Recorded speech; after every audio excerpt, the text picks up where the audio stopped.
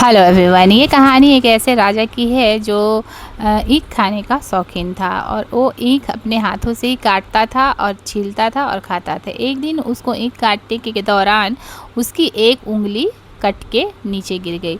वो दर्द से बिलबिला उठा, खून का एकदम फव्वारा निकल गया और बहने लगा। वो दर्द से तो मतलब दुखी था ही।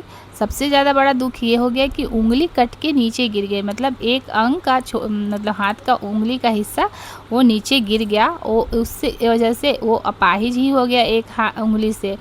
तो उसको बड़ा गम हुआ कि मेरा एक उंगली हमेशा के लिए बर्बाद हो गया।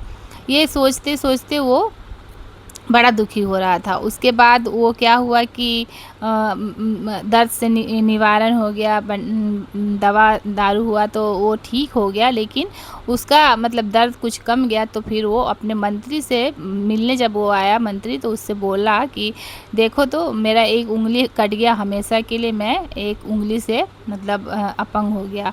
तो मेरे लिए तो बहुत बुरी बात है, बहुत दुख वाली बात है। ये दर्द तो ठीक हो जाएगा लेकिन मेरा एक उंगली हमेशा के लिए कटा ही रह जाएगा।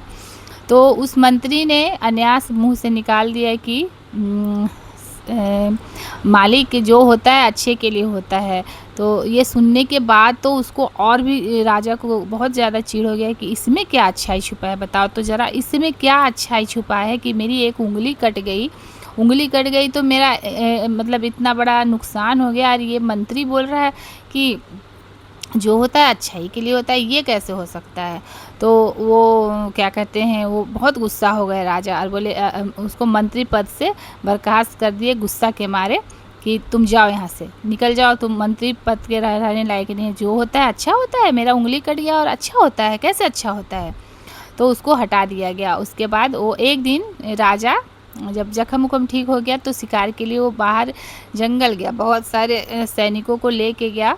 लेकिन कुछ दूर पर जाने के बाद ना सभी लोग भटक गए।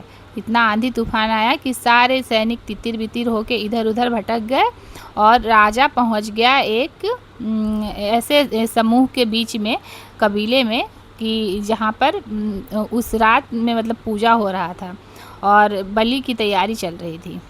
तो मतलब पूजा पाठ करके कबीले के जो जंगली लोग थे, पूजा पाठ करके वो लोग नेचर का पूजा करते हैं। तो उन्होंने नेचर का पूजा किया और सभी लोगों ने विचार विमर्श किया कि एक शिकार ढूंढा जाए जिसको मतलब ऐसा खोजा जाए जिसको हम लोग अपने देवी देवता को बलि दें। बस वो लोग निकल पड़े। तो उनको राजा दिख गया, हट्टा कट्टा मोटा तगड़ा, और उसको पकड़ के ले आया।